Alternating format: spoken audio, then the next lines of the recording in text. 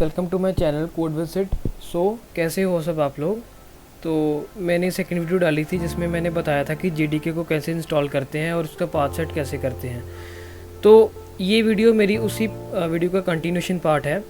तो उसमें मैंने डिस्कस कर दिया था इंस्टॉलेशन एंड पाथ सेटिंग। इसमें हम डिस्कस करेंगे कि हम अपना जावा का पहला प्रोग्राम कैसे बना सकते हैं with using notepad and CMD commands. Okay, मैं नोटपैड इसलिए यूज़ कर रहा हूँ, वैसे एडिटर तो बहुत हैं। नोटपैड एक डिफ़ॉल्ट एडिटर है जो हमारे विंडोज़ में ही आता है।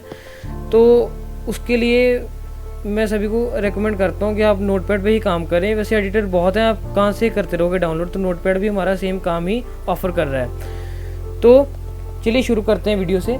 तो पहली बात तो ये कि हमें पहले जाना है दिस पीसी में जाकर हमने उस दिन किया था कि हमारी जो जावा है वो सी में प्रोग्राम फाइल्स के अंदर जावा फोल्डर में इंस्टॉल थी।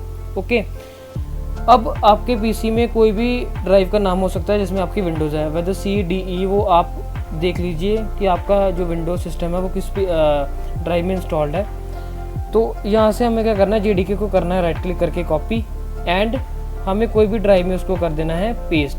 जैसे मेरा D में ऑलरेडी पेस्ट है तो आप यहाँ पे जाके पेस्ट कर सकते हैं। सो बेसिकली मेरा यही मतलब था यहाँ पे पेस्ट करवाने का जावा, क्योंकि मैं चाह रहा हूँ कि मैं जो भी कोड लिखूँ वो सारे मेरे किसी अलग ड्राइव में सेव हों। मैं नहीं चाहता कि मेरे सारे कोड C में सेव हों, क्योंकि C में मेरी विंडोज़ पड़ी हुई है। तो जिस ड्राइव में मेरी विंडोज़ है वहाँ पे ऑब्वियसली अगर कभी कल को कोई फॉल्ट आ जाता है या मेरी विंडोज़ करप्ट हो जाती है तो मुझे बहुत नुकसान होगा। मुझे वो मेरा जो बैकअप है वो नहीं मिलेगा। अगर आपने बैकअप नहीं लिया हुआ, क्योंकि अभी आप बिगिनर्स और कई यूज़र्स गलती कर देते हैं, तो मैं नहीं चाह रहा कि वो गलती मतलब आप करें।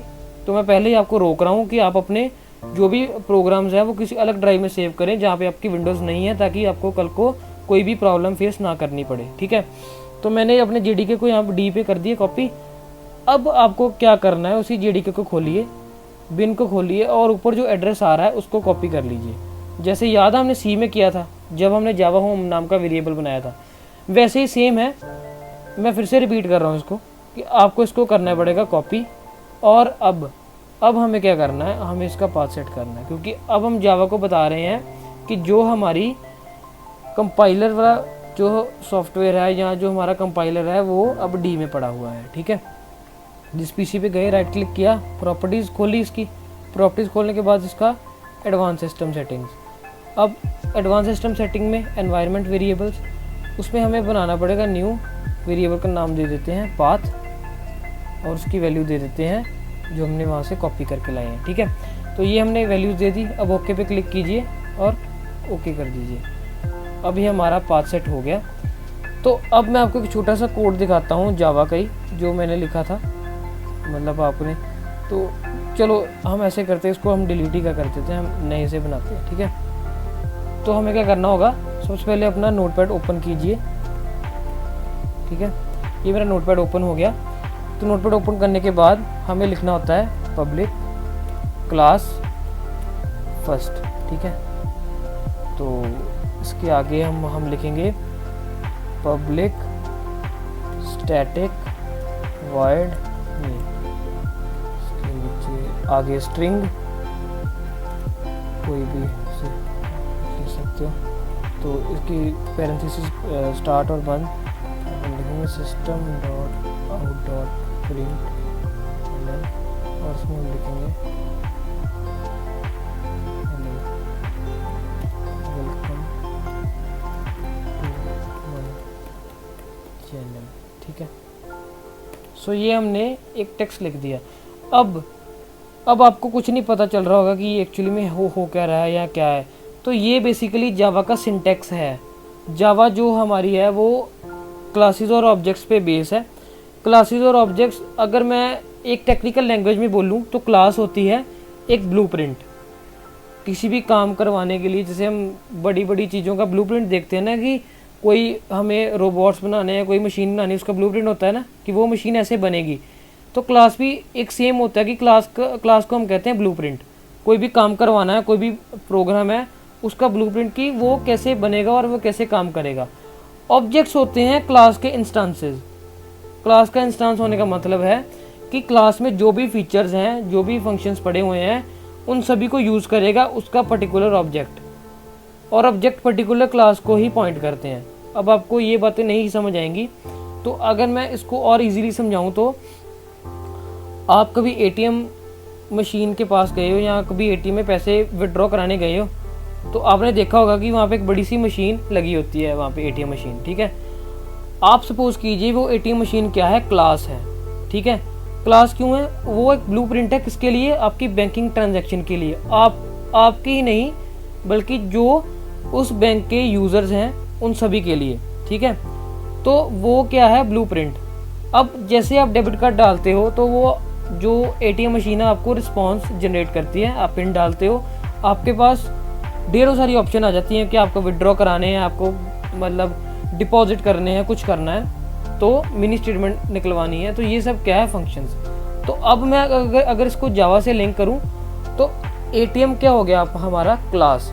डेबिट कार्ड क्या हो गया हमारा, ऑब्जेक्ट। अब class is useless without objects. Similarly अब हम जैसे बोले एग्जांपल में, ATM machine is useless without the card. जितने तक आप कार्ड नहीं डालोगे एटीएम मशीन वर्क नहीं करेगी, ठीक है। तो क्लासेस भी ऐसे ही हैं, जितने तक उनका ऑब्जेक्ट नहीं क्रिएट होगा वो काम नहीं करेंगी, ओके। तो क्लास के अंदर फंक्शंस हैं। फंक्शंस कौन से हैं, मनी विड्रॉल, मिनी स्टेटमेंट देखनी हो, पिन चेंज करना हो, कुछ करना हो, वो सब क्या है, फंक्शंस। वो एक बार बने हुए हैं और आपको, चाहे आप हो चाहे कोई भी यूज़र है, वो सभी कॉमन फंक्शंस को ही यूज़ करता है, ठीक है। जैसे यूज़र भी, कोई और यूज़र भी यूज़ कर सकता है उन फंक्शंस को और आप भी कर सकते हो। मतलब कि ऑब्जेक्ट एक ही है, यूज़र हम फंक्शन को कई बार यूज़ कर सकते हैं क्लास के। क्लास कौन सी हमारी, एटीएम। फंक्शंस कौन से, उसमें जो अलग अलग हमारे बैंकिंग ऑप्शंस आ रही हैं। और ऑब्जेक्ट कौन सा है हमारा, ATM card. So this is how the Java class object hierarchy works. अभी तो आपके लिए इतना काफ़ी है कि एक रियल वर्ल्ड एग्जांपल के तौर से, बट जब हम आगे प्रोग्राम्स करेंगे तो मैं खुद बताऊंगा कि क्लास को कैसे इनिशिएट करते हैं और ऑब्जेक्ट को कैसे इनिशिएट करते हैं, सभी चीज़ें बताऊंगा। फिलहाल के लिए ये हमारा एक सिंपल जावा का एक सिंटैक्स है, इसमें हमने अभी ऑब्जेक्ट नहीं बनाया, ठीक है। हमें अब तक हमने ऑब्जेक्ट क्रिएशन नहीं की, अभी हम सिर्फ कर रहे हैं। ये देखिए, अब जिन्होंने C++ की होगी उनको पता होगा कि मेन क्या होता है, ठीक है। मेन होता है जहाँ से हमारी प्रोग्राम की एग्जीक्यूशन स्टार्ट होती है। चाहे आपने इसके ऊपर 100 लाइंस लिखी हों, जब हमारा कंपाइल होगा कोड, वो सबसे पहले कहाँ पे आते हैं, जावा के कर्सर्स इस मेन पे आते हैं, ठीक है। तो मेन हमारा एंट्री पॉइंट है, स्टार्टिंग पॉइंट है जहाँ से प्रोग्राम एग्जीक्यूशन स्टार्ट होगा। अब मेन के साथ हमने कई कीवर्ड्स लिखे हैं, जैसे पब्लिक। पब्लिक का मतलब है कि इसको कोई भी एक्सेस कर सकता है, वैसे इनको एक्सेस मॉडिफाइड्स कहते हैं, पब्लिक, प्राइवेट एंड प्रोटेक्टेड। ये भी हम आगे आने वाली वीडियोस में डिस्कस करेंगे। पब्लिक का मतलब है इसको कोई भी यूज़ कर सकता है। स्टैटिक का मतलब है कि इसको हमें अलग से मेमोरी एलोकेट करने की ज़रूरत नहीं है। जब भी कंपाइलर हमारा इस कोड को लोड करेगा वो खुद ब खुद सबसे पहले मेमोरी मेन को एलोकेट करेगा। स्टैटिक होने का ये मतलब है, ठीक है। वॉइड मतलब ये कुछ रिटर्न नहीं कर रहा। अब आपको रिटर्न टाइप्स नहीं पता, ठीक है, हमारे जावा में वेरियस रिटर्न टाइप होती हैं। तो अभी फ़िलहाल के लिए आप ये सोच लो कि मेन कुछ रिटर्न नहीं कर रहा, ठीक है। मेन वही वो कीवर्ड जो, ये तो हमें लिखना ही पड़ेगा क्योंकि ये तो जावा ने स्पेसिफाई किया है कि मेन लिखना ही लिखना है, ठीक है। तो अब हमें ये जो स्ट्रिंग आर्गुमेंट्स हैं ये है कि कोई आर्गुमेंट्स, ओके, ये एक्चुअली पैरामीटर्स होते हैं। जब हम आगे प्रोग्राम करेंगे तो मैं आपको पैरामीटर पासिंग भी सिखाऊंगा। अब आगे ये जो मेन कोड लिखा हुआ है हमने, वैसे एक लाइन का ही कोड है, तो ये हमने लिखा था system.out.println। अब सिस्टम, जब अगर मैं तो जावा टेक्निकल वर्ड में उसको यूज़ करूँ तो ये एक प्री डिफाइंड पैकेज है, ये इसकी प्री डिफाइंड क्लास है और इसका प्री डिफाइंड फंक्शंस है, ठीक है। वैसे ही काम करती है जावा की। पहले तो एक पैकेज होता है, उसके अंदर क्लास होती है, उसका फंक्शन होता है, हम उसको यूज़ करते हैं। एट द एंड हमें यूज़ फंक्शन ही करना पड़ेगा, ठीक है। तो अभी के लिए आप ये सोच लो कि आपको कुछ नहीं पता, फंक्शंस क्या हैं, क्लासेस क्या हैं, ऑब्जेक्ट्स क्या हैं, तो आप यही सोच लो कि सिस्टम एक बिल्डिंग है, उस बिल्डिंग में आउट नाम का एक रूम नंबर है, ठीक है। उस रूम में बैठा है प्रिंटलाइन नाम का एक इंसान, जिसको हम जाके रिक्वेस्ट कर रहे हैं कि आपको ये प्लीज़ ये वाली लाइंस आप डिस्प्ले करवा दो, ठीक है। अगर हम इसको रियल वर्ल्ड में सोचे तो ये एक बेसिकली जावा का सिंटैक्स है, ये आपको याद रखना पड़ेगा कि ये ऐसे ही जावा काम करती है, ठीक है। तो अभी हम इसको सेव करेंगे। अब सेव कैसे करते हैं, Ctrl+S, या आप फाइल पे जाके सेव एज कर दीजिए वो खुद। और अब ये एक मेन स्टेप है कि हमें सेव कैसे करना है। सेविंग के लिए हमें सबसे पहले हमारी क्लास का नाम क्या था, मेन क्लास का फर्स्ट नाम था।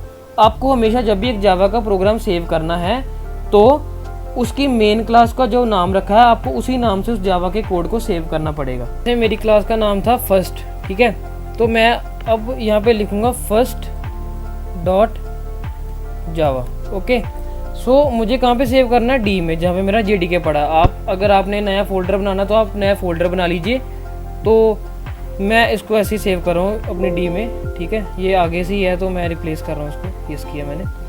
तो अब हम क्या करेंगे, अब आप देखेंगे कि हमारे जो डी में है वो फर्स्ट डॉट जावा नाम का, ये देखिए एक नया टेक्स्ट फाइल क्रिएट हो गई है जिसकी डॉट जावा एक्सटेंशन है। अब हमें क्या करना पड़ेगा, अब हमें इसको कंपाइल करवाना पड़ेगा। मैंने बोला था ना जावा में क्या होता है, पहले आप सोर्स कोड लिखते हो, फिर वो कंपाइल होता है, कंपाइल होने के बाद वो बाइट कोड में कन्वर्ट होता है, और वही बाइट कोड फिर क्या होता है, उस बाइट कोड में जो भी उसका प्रॉपर उसको बनाया होता है। जैसे बाइट कोड मैंने अपनी पहली वीडियो में डिस्कस किया था कि जावा में सबसे बड़ी हमें फीचर ये मिलता है कि जावा बाइट कोड में कन्वर्ट कर देती है, तो वो बाइट कोड कोई भी मशीन पढ़ सकती है। तो ऐसे ही यहाँ पे हो रहा है, पहले source code compile then byte code बन रहा है, और वही बाइट कोड से हमारी आउटपुट निकलेगी, ठीक है। तो सिंपली आपको क्या करना है, यहाँ पे CMD पे जाना है, चाहे Windows+R की दबा दीजिए, वो CMD पे ले आएगी आपको। तो इसके आगे हमारा JDK डी में पड़ा है, तो ऑब्वियसली हमें कर्सर को मूव करना पड़ेगा to the D drive. D drive में मूव करने के लिए आप डी डालें और कॉलन। अगर आपने ई में JDK को इंस्टॉल किया है या कॉपी किया है तो आप ई को करेंगे, प्रेस करेंगे, एंटर करेंगे यहाँ पे। अगर आपने किसी भी ड्राइव में किया तो आप उसका प्लीज़ नाम देख लीजिए और उसी में ही अपने कर्सर को लेके जाइए, और उसके आगे आपको कॉलन डालना है। जैसे मैंने डी लिखा, आगे कॉलन लिखा और एंटर प्रेस कर दिया, ठीक है। अब मेरा कर्सर देखिए डी में आ गया। अब पहले मुझे देखना पड़ेगा कि मेरा जावा कंपाइलर काम कर रहा है कि नहीं। वो कैसे देखेंगे, जावा सी दबा के एक बार, ये देखिए मेरा काम कर रहा है, ठीक है। तो for compiling Java C use करते हैं हम, तो यहाँ पे लिखेंगे जावा सी।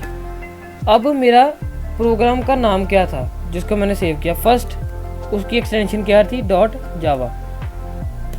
अगर कंपाइल होगा तो आपको कोई एरर नहीं देगा।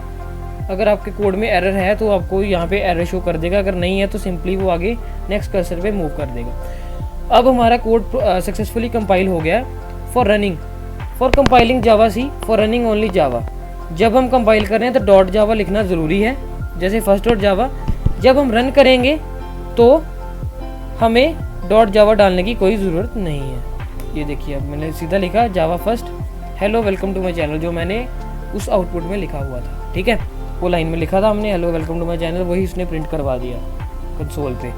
सो अब हम जो मैंने उस दिन बात की थी कि क्लास फाइल बनती है जो बाइट कोड बनता है, अगर आपको देखना हो कि क्लास फाइल कहाँ पे बनती है वो देखिए। The moment when I compiled my code this class file is automatically generated. ये मैंने नहीं किया, ये उसने खुद ब खुद किया। आप देख सकते हैं यहाँ पे डॉट क्लास फाइल बन गई, मतलब ये बाइट कोड है। अब ये बाइट कोड अगर हमारे पास होगा तो हम जावा के प्रोग्राम को कहीं भी रन कर सकते हैं। This is the most important and useful feature जिसके कारण जावा इतना ग्रो करी थी, क्योंकि ये प्लेटफॉर्म इंडिपेंडेंसी का काम कर रही है।